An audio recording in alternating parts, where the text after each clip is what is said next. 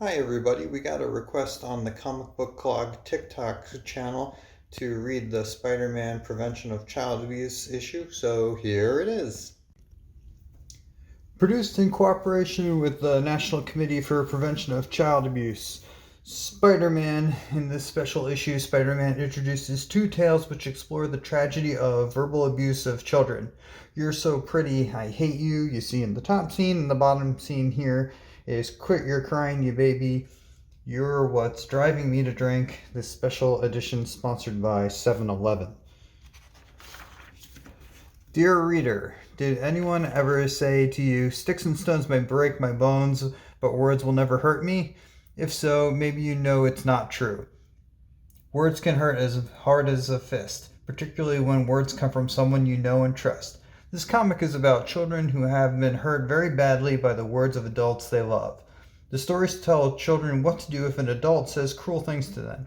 The stories may be familiar to you. There is help for you. As Spider-Man says, you are not powerless. You can help yourself, and you can help others. We hope that you will find this comic book useful and that you will share it with your friends. Sincerely, Ann H. Cohn, DPH, Executive Director, National Committee for Prevention of Child Abuse. From down here, the development and first printing of the special comic book has been made possible through support from the Southland Corporation and their 7-Eleven stores in North America. Additional support has been received from the International Paper Company, Mantiseek Papers Incorporated, etc., people who worked on this. And the NCPCA also acknowledges the generosity and cooperation of Marvel Comics, a New World company. So this is from, let's see if we can get a year here, copyright 1987. So we're up here. You're a cretin, Spider-Man. An empty-headed web-slinging fool. You're a waste, Spider-Man. You've always been a waste. You'll always be a waste. You ought to know, Hobgoblin. I've wasted you often enough. You know, it's easy to joke around like that, but sometimes cruel words can hit hard as a fist, especially if you believe them. Take my friend Kevin. Kevin has been living with a big batch of problems like I live with Hobgoblin. Kevin's problems aren't as dramatic as this one, but they're just as real and even harder to deal with. Kevin's dad loves him, but when he drinks, he becomes as insulting and abusive as the old Hobgoblin himself. Kevin has a problem that lots of kids have, a parent with a disease called alcoholism, a disease that makes his father unable to control himself once he begins drinking. Stuff like that is so hurtful, and it can make you feel like your world is falling apart. The title of the story is Who Cares? Dad and I are going to win you a clown doll, Linda, when we win one of the races. You don't have to, Kevin. I don't want one, really. A school picnic with contests yet. Heck of a way to waste a Saturday. What else would you be doing with your Saturday, Earl? Drinking yourself into a stupor? Hey, I don't drink. You can see, I think they're trying to indicate that he does in fact drink.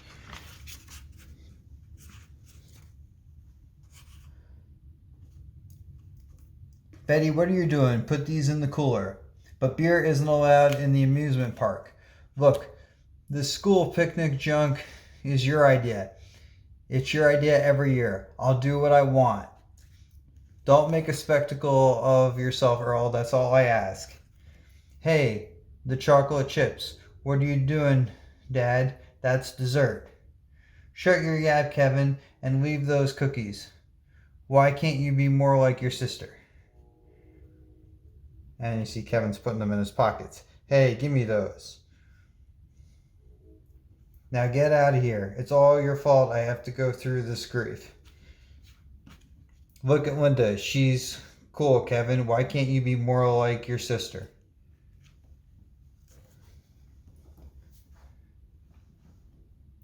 I'm going off and having some fun while Mom unpacks. Kids, go with your dad. Soon. Yeah. Wow, look at all those toys. That guy's good. Maybe you ought to give somebody else a shot, mister, while I still have prizes to give away. Hey, Linda, that's the kind of doll you want, right? Hey, Dad, you used to play basketball, right? Yeah, sure I did. Hey, Barker, I'm next. It's okay, Dad. You just have to get warmed up. You've got a couple of balls left. Hey, mister, where'd you learn to throw? At a knitting bee? Dad's drunk. That's why he's missing. That's it. I'm next. Dad, where are you going?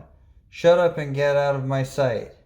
How's a man to keep sane in this rotten family? Crummy, nagging wife, whining brats. Several hours later. Hey, any of that lunch left for me? You're back. You missed all the father-son races. Gee, Kevin, it's too bad you didn't win anything. Do you want one of my prizes? Here, take it. We got 2 already. Me and my dad will just win more this afternoon.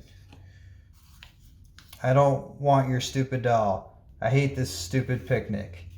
Chill out, man. It's that Williams boy. Another tantrum.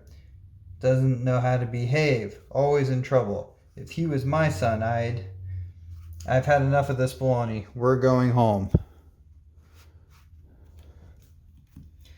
15 minutes later.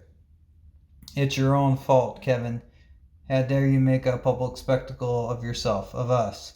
You didn't even show up for the races. And you're a juvenile delinquent punk. An embarrassment to your family. Family's all you got, boy. You better learn to keep your nose clean and keep family business between ourselves. Now get to your room and think about how someday you'll be in big trouble. And it'll be your family that'll have to bail you out. Heck, if I'm in bad trouble, it'll be the stupid jerks in the family who drive me there. It's their fault. What have you got to be happy about? Several hours later. I can't take this anymore. I've got to get out of here. Mom's crying again. I don't blame her. No problem sneaking past him. And the television says, and alcohol abuse affects children too. Children believe what their parents tell them. Even alcoholic parents, and alcoholic parents can get very abusive. The hard thing is helping these kids believe that they don't have to, quote, live up, quote, to the picture painted of them by their alcoholic parents, and that they're not alone. The child has his own life to live. He can decide how to be.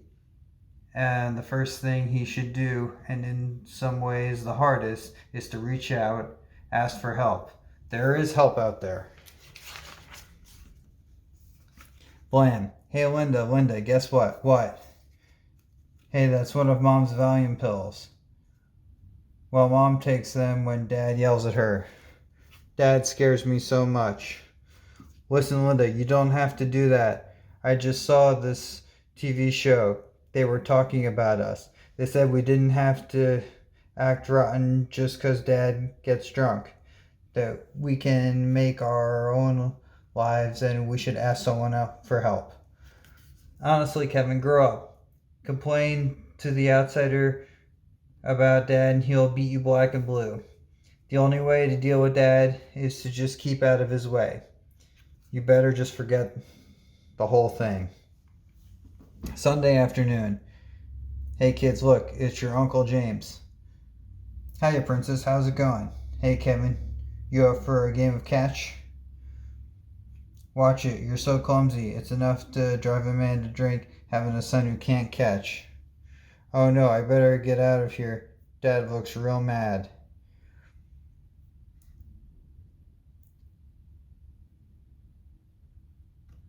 I think this is now your boy. Oh, I say, he's saying, now your boy, he's no loser. He can catch, huh, James? And hit. Heard he hit a homer Friday night. Jimmy Jr. can hit all right, but I can smash you. Wait, the guy on TV, he said I could choose how to act. And why should I want to act like a jerk in front of Uncle James? Hey, I trust him, like on TV, and he's family. Maybe I can talk to him. Maybe I can talk about Dad to him. Several hours later.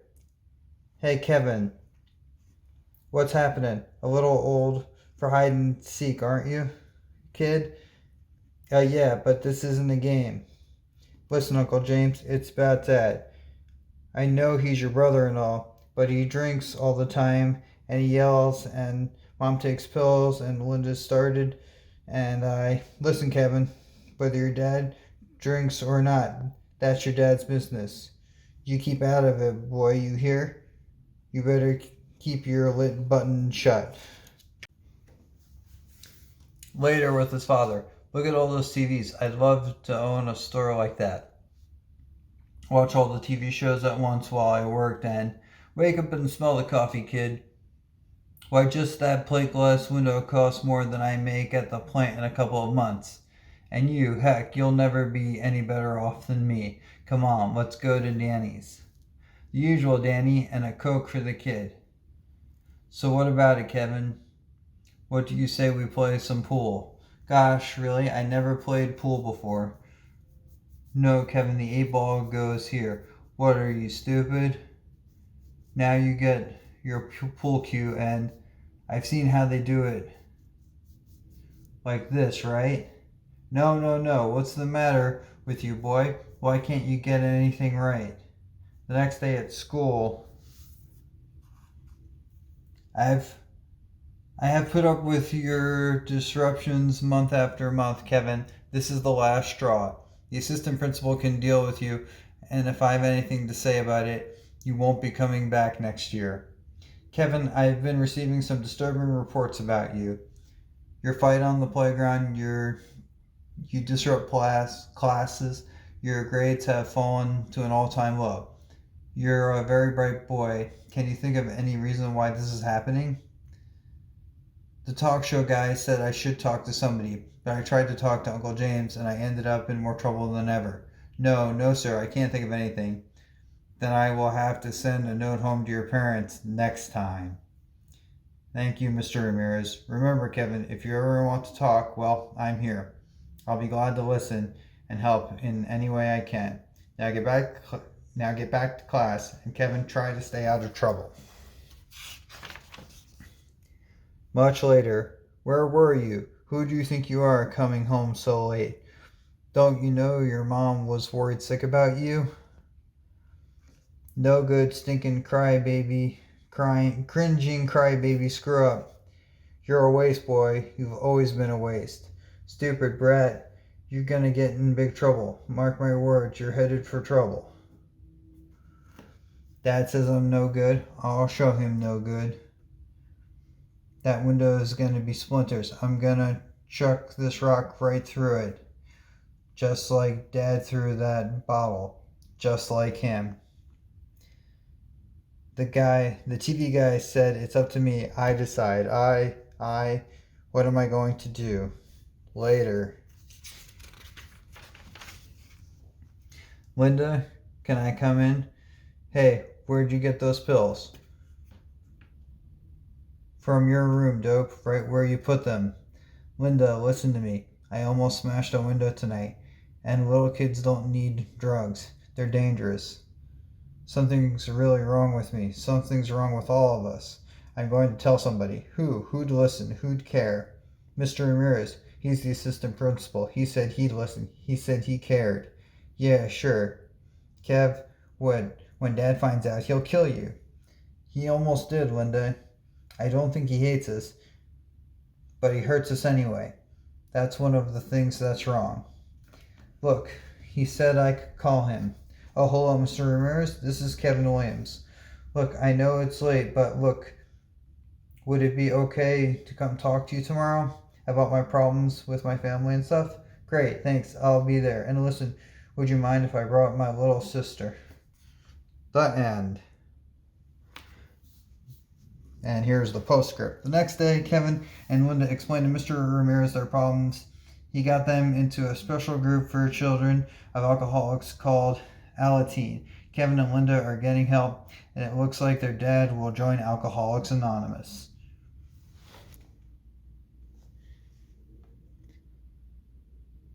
There are millions of alcoholic people in this country. That's a lot of families affected since alcoholism and family problems seem to go together. Some kids with an alcoholic parent strike out like Kevin. Some kids like Linda are so good at covering up how they feel that nobody knows they have a problem. And that can be the biggest problem of all, because it can keep them from getting the help they need. And they can even get in trouble with alcohol or drugs themselves. No matter what Kevin's dad said, his family wasn't the cause of his drinking. Like, I'm not the cause of the hobgoblin's anger, but I sure feel the results. You Neanderthal brain clown, you think a scrap of cloth can stop the hobgoblin? Spiderman, you are a real drag. Yeah, Hobby, I'm a drag on you. See, I can slow old Hobby down, but nothing Kevin or anybody else could fix his dad's drinking. Only Kevin's dad could fix it, by not drinking.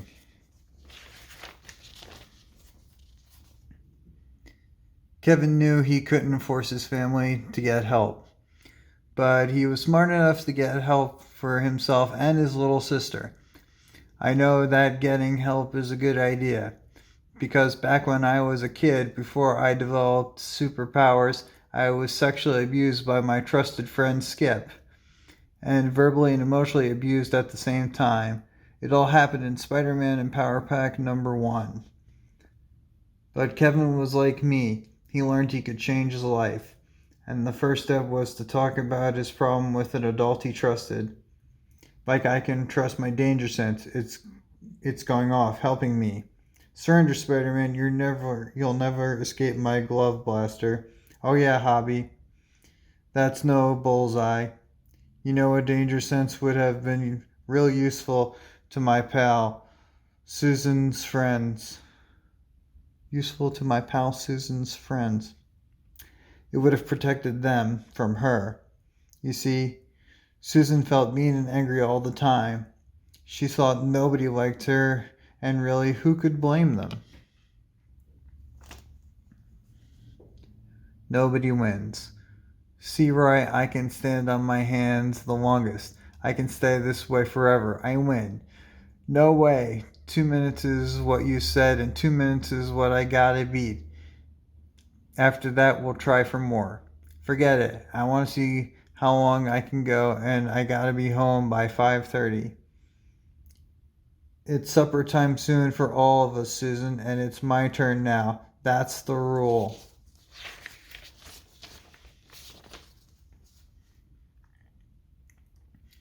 You don't want to play fair? Then we'll share the bar. No way, stupid. Yipes. See, you're such a wimp. You're such a loser. Can't even beat a girl, so I win. She's really mean. She's good though, Roy. Remember the time in gym class she did 3 backward flips in a row? Yeah, right, Ann. She's good, but I hate to play with her. Roy could have been hurt. Why can't she ever take turns? Why does she always have to have her own way? Why does she put everybody else down and act so mean and angry all the time and call us all names? Mom, I'm home.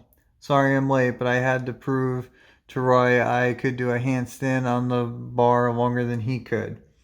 Mom, do you think you could help me with my homework tonight? I can't do it.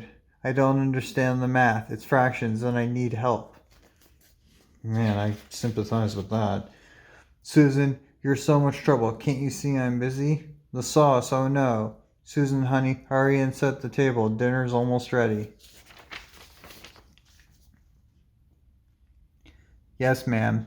Why? Why is everybody always mean to me, even my own mother? Why won't anybody ever listen to me? Why doesn't anybody like me? Everyone seems to like my mom. Her new boyfriend, Ted, loves her. My mom's so beautiful. I wonder if I could look beautiful. Yeah, sure. Hey, maybe I've been going about this all wrong. The next morning, this year the fifth grade class play will be Alice in Wonderland. I have the scripts on my desk, and anyone interested in auditioning for a part may have one. Each child who wishes to be in the play should choose and memorize a short section tonight. Auditions will be tomorrow afternoon in the auditorium. Now, who's interested? My mom works with movie stars. She says people love them because they're so beautiful. I'll be a star. Me, I'm interested. Susan, I'm glad you decided to join us. Susan's late because it took all morning to get her hair to lay down flat. It didn't work. I tried to be beautiful and they still don't like me. Minutes later. And since you arrived late, Susan, you obviously had more time to do the homework than the others. You can begin the math lesson by calling out the answers to the first three problems. I couldn't do them. I didn't understand how, and you're always calling us stupid. What about you? That will be enough, Andrew. Sit down, Susan. Yes, Glory. 4 7/8, 15 1/4, 66 2/3. Excellent. Andrew, what about the next? Ouch. That was dangerous, Susan, and not funny at all, but no buts. Sorry. No buts. Go out in the hall and go out and think about what you've done and how Glory might have been hurt. I planned it this way from the beginning to get more time to study my part. Yeah, stupid teacher, she fell for it, ha. Here's the opening. Oh no, Alice has long gold hair. I've got brown. Who cares? I'll play Alice so great they won't even notice. I'll show them. I'll show them all. Mom, Ted, listen to me.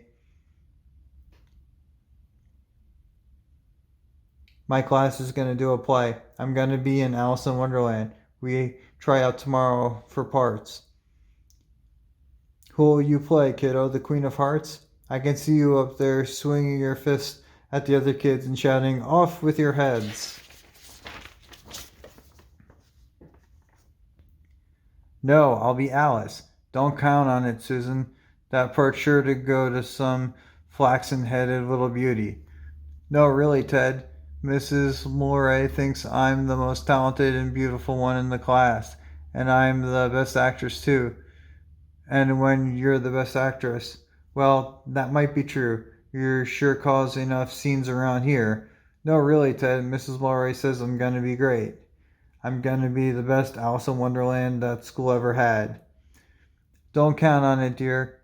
You're not so bright. And when I tried out for a school play once, I got so nervous I couldn't remember my lines. I ended up painting the scenery. And late that night, wish I hadn't cried so much. I shall be punished for it now, I suppose, by drowning in my own tears. I think I got it. Okay, here goes. I wish I hadn't cried so much. I shall be what? Drowned in a bucket of tears?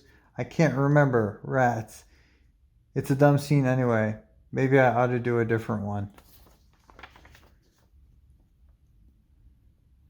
But which scene would be best? Which one will get me the part? I gotta be sure. I better memorize them all. Hey, why not? That impressed Mrs. Mulray. She'd make me Alice for sure, and I already told Mom and Ted I'm Alice. I gotta be Alice. I just gotta. When I'm a duchess, I won't have any pepper in my kitchen at all. Baby, it's pepper that makes people hot-tempered. Oh no, everybody's here already. I'm late. I haven't called the assistant principal's office for a moment, children. Take this time to review your lines. We'll begin the auditions as soon as I return. Great, I'm not late. I even have a few more minutes. Only I can't remember what was that line. Something about pepper making people grouchy. And vinegar that makes them sour, and barley sugar that makes children sweet-tempered. I only wish people knew that. Then they wouldn't be so stingy about, Wow, that's incredible, Anne. You're gonna be Alice for sure. Yeah, none of the other girls stand a chance. I'm glad. I just want to be. No. No, you think you're so great? Why don't you all just shut up?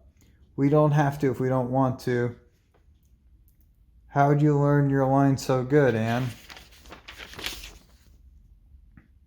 My mom used to get the lead in school plays all the time when she was a kid. She helped me choose which part to memorize, and my mom got all the leads in her plays too. She was the best. Your mom's fat, but my mom is beautiful. My mom isn't fat and she was the lead.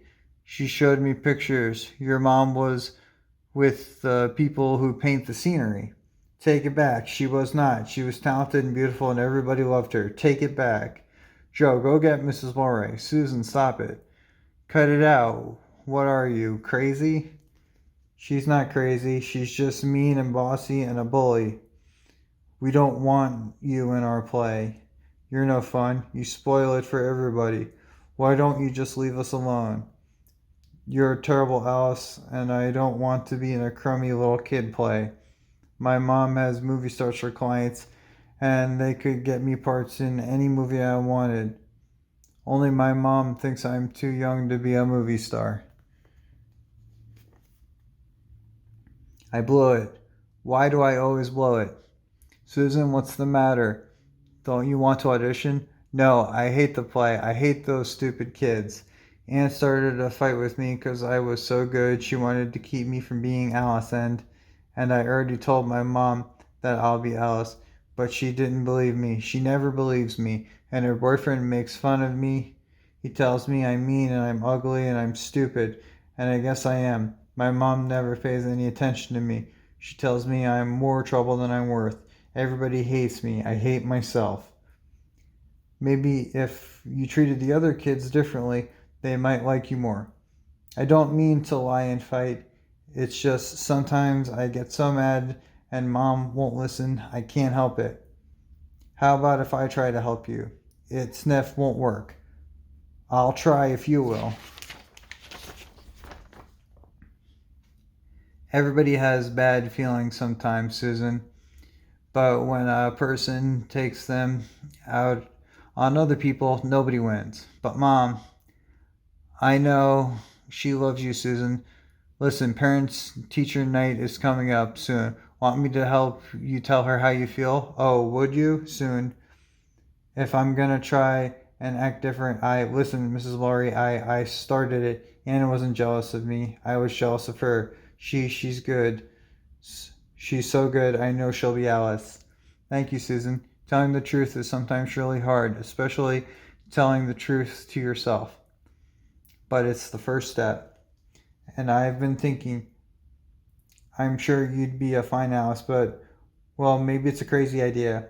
But I thought how special it would be if the white rabbit could leap around, do cartwheels and flips and stuff like that. And you're a pretty good gymnast.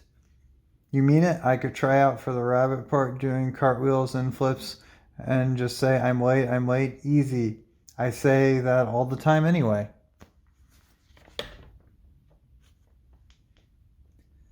Mrs. Mullery did talk to Susan's mom, who hadn't realized she was too preoccupied to pay attention to her daughter. She changed her schedule around, and now she spends more time with her daughter. You're ugly, Spider-Man, and you've got sticky feet. But my webbing's stickiest of all, right, Hobby? Susan's mother often said things to Susan that were unkind, like that, or even untrue. But Susan loved her mother, and so she believed what she said, and that made Susan feel bad about herself. And the worse she felt, the meaner and angrier she acted, and that made people like her even less. Susan was caught in a dangerous cycle, but she was able to break it. Hey, Hobby, got a problem? My problem, Webhead, is you. You'll never change. But Susan wanted to change. She admitted she had a problem. That was the first step. Telling an adult she trusted, her teacher, was the second. Susan and her teacher picked a quiet time, not like this, and spoke to her mother about how Susan was feeling. When her mother realized how she was hurting Susan, she went for help. She learned to communicate better, and now Susan is much happier. The hobgoblin's gone for now, but he'll be back. Most problems, even problems like the hobgoblin, don't just go away. You have to work at them and ask for help when you need it. Just like Kevin and Susan, you're in charge of your own life. You can make good things happen. Susan, Kevin, wow, what a coincidence. I was just thinking about you two. What are you kids doing here? We've been visiting schools everywhere to show kids what steps they can take if they feel they're being emotionally abused. Come on, gang, it's Spider-Man. Hey, I'm flattered you want old Spidey's autograph, but my pal Susan is the actress. Isn't that right, Susie? That's okay, Spidey. Kevin and I have another school to visit at 2 o'clock. Oh no, we'll be late. It's at school, and it's all the way across town. What'll we do? And hang on tight, buckaroos. We'll be there faster than you can say Yahoo. That'll work. Kevin, Susan, I want you both to know how proud I am of both of you. Not only have you faced up to your problems and found help, but you're trying to help other kids who are in trouble. It's important to be there to help your friends help themselves. Most kids don't even realize that they're being abused. They tend to blame themselves, and actually they're victims. Sometimes kids don't realize that they're hurting others. Everyone has feelings, and people can be hurt easily with thoughtless words or actions. It's kind of strange, Spider-Man, but behind the mask, even though you're a hero, I get the feeling that you've been hurt before.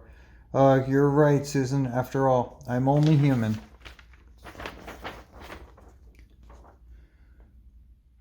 Okay, passengers, Martin Luther King Jr. Public School, last stop. Thank you for riding the STA. That's the Spider-Man Transit Authority, Natch. Well, kids, I guess this is it. Hate to swing and run, but Spidey, I thought you could come down and stairs with us. You'd be a real big hit with the kids. Kevin, Spider-Man's a busy guy, and besides, we have to show people that they can find help through facing their problems. Regular people like you and me can be heroes by realizing that we're not powerless and we can help ourselves and others. Susan, good heavens, I was worried sick about you. The assembly was supposed to have started 5 minutes ago. Who were you talking to up here? Thanks for being concerned, Mrs. Mulray. I'm sorry we're late.